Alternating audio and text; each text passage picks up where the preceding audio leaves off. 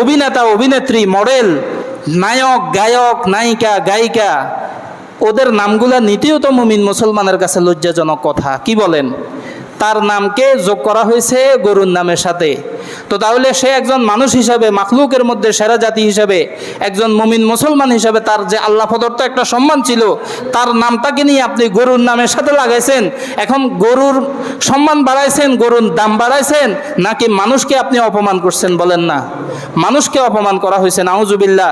এক আলেম, এটা এবছর দেখা গেছে, এক আলেম আরেক আলেমের সাথে সমালোচনায় লিপ্ত, গীবত শেখায়তে লিপ্ত, হিংসা বিদ্বেষে লিপ্ত, ঝগড়া ফাসাদের মধ্যে লিপ্ত। এখন প্রত্যেক আলেমের ভক্তরা গরুর নাম দিছে ওই আলেমের নাম দিয়া। নাউজুবিল্লাহ বলেন না। গরুর নাম দেওয়া হয়েছে তাহিরি, গরুর নাম দেওয়া হয়েছে শায়েখ আহমদুল্লাহ। তাহলে কি পরিমাণ বেইজ্জত হয়েছে ইনসানের। আর ইনসানের নাম দিয়া বেইজ্জত করিয়া এই নাম টেনে নিয়ে গরুর নামের সাথে যোগ করলে